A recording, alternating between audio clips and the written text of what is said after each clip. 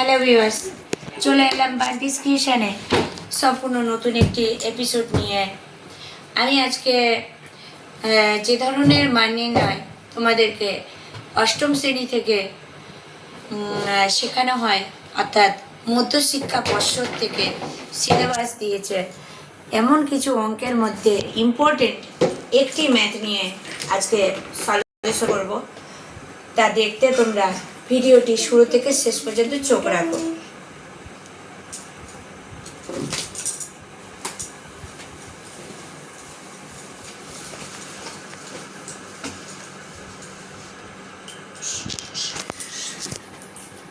তো আশা করছি বন্ধুরা ভিডিওগুলো প্রত্যেকটি তোমাদের ভালো লাগছে। তোমরা জানাতে ভুলো না লাইক কমেন্ট করে কেমন লাগলো না লাগলো, এবং নতুন ভিউয়ার্স যারা আজকে প্রথম দেখছো চ্যানেলটি, আমাদের সঙ্গে যুক্ত থাকার জন্য সব সাবজেক্ট ওয়াইজ টপিক ওয়াইজ তোমরা ভিডিও পাওয়ার জন্য চ্যানেলটিকে সাবস্ক্রাইব করে অল বাটনটি প্রেস করে রাখো। আর যদি ভিডিওটি ভালো লাগে তো বন্ধুদের সঙ্গেও বেশি বেশি করে অবশ্যই শেয়ার করো। তাহলে চলো দেরি না করে শুরু করা যাক। আমাদের আজকের মান নির্ণয় হলো 3x4। সমস্ত অষ্টম শ্রেণী অর্থাৎ ক্লাস 8-এর ছাত্রছাত্রীরা এই অঙ্কটা ফলো করো। সঙ্গে তোমরা 9-এ যারা পড়ছো নবম শ্রেণী তারাও দেখো, এবং ক্লাস 10-এ যারা মাধ্যমিক দিচ্ছ তারাও দেখো। সমানভাবে তোমাদের উপকার হবে, এবং চাকরি প্রার্থীরাও এই অঙ্ক দেখো। তাহলে দেখা যাচ্ছে 3x4 minus 6x² a² plus 3a4 এর মান কত? এর মান কত? আচ্ছা, এটা আমরা বের করতে চাইছি। তো আমাদেরকে প্রথমে কি করা উচিত বন্ধুরা, সেটা আমাদের মাথায় রাখতে হবে। প্রথমে আমরা লিখব যে দেখতে হবে কি কি কমন যাচ্ছে। দেখো এখানে x4 থাকলেও এখানে x² আছে, কিন্তু এখানে আবার x নেই।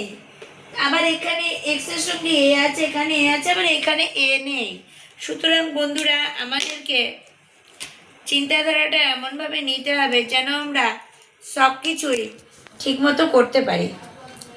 একটু তাহলে এখান থেকে আমরা সরাসরি দেখছি যে 3 দিয়ে কিন্তু প্রত্যেকটার মধ্যে কমন আছে। তাহলে চলো বন্ধুরা সবার প্রথমে আমরা 3 কমন নেব। অ্যাসেসিয়াল আমরা কি করব, ব্র্যাকেট দেব। x4 পড়ে থাকলো, কি কি পড়ে থাকলো সেটা আমরা লিখি। এখানে মান কি থাকলো 2, যেহেতু হচ্ছে 3 দুগুণে 6, আবার x² থাকলো, a² থাকলো, সঙ্গে প্লাস থাকলো। এবার মান কি থাকলো a4 পড়ে থাকলো, তাহলে আমরা ব্র্যাকেট ক্লোজ দিলাম করে। এইবার আমি নেক্সট লাইনে কি করব বন্ধুরা, দেখা যাচ্ছে এখানে x4 তার মানে এটা কি x² তার স্কোয়ার, কেন 2 2 হচ্ছে 4, তাহলে আমরা x4 পাচ্ছি। মাইনাস আমরা যা আছে সেটা আমরা লিখে দিচ্ছি, এখানে আমরা a² এর স্কোয়ার দিচ্ছি। তাহলে দেখো বন্ধুরা এই গোটাটি মানে কিন্তু এটি। এবার আমরা সরাসরি চলে আসি, 3 লিখছি আলাদা করে। আমরা এই যে মানটা পাচ্ছি, এটা মানে আমরা কি পাচ্ছি, এখানে দেখা যাচ্ছে যে x² মাইনাস a², ঠিক আছে, এর যে স্কোয়ার হয় সেই মানটাই আমরা পাচ্ছি। মানে এটাকে আমি মনে মনে a ধরি, এটাকে মনে মনে আমি b ধরি, তাহলে a² মাইনাস b², তাহলে এটা a minus b whole square হচ্ছে। এর মান আমরা কিভাবে লিখবো, যেহেতু এর স্কোয়ার আছে তাই আমি 3 লিখে, দেখো এখানে এমনিতেই স্কোয়ার স্কোয়ার বসে আছে, এখানেও এ বি যদি ধরি স্কোয়ার স্কোয়ার বসে আছে, তার মাথায় যদি স্কোয়ার থাকে তার মানে এটা দ্বারা বোঝা যাচ্ছে যে বন্ধুরা এটা যা আছে মান তার ডাবল হবে। কেমন করে?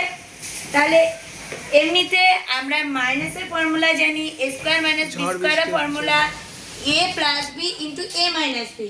তো যখন স্কোয়ার থাকছে তার মানে দুবার বোঝানো হচ্ছে, তাই আমরা কি লিখবো x plus 1 into x minus 1, আবার x plus 1 into x minus 1।